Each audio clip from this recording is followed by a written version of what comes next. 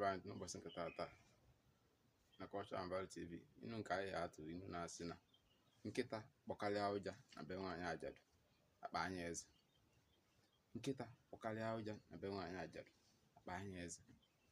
Biko ma tupu m na-aga n'ihu, biko nwanne m nwoke na nwanne m nwaanyị nke na-ege m ntị n'ụbọchị nke taata, ana m arịọ gị biko follow, share ma subscribe, tụsara m inu nke ka mmadụ niile wee mara inu nke.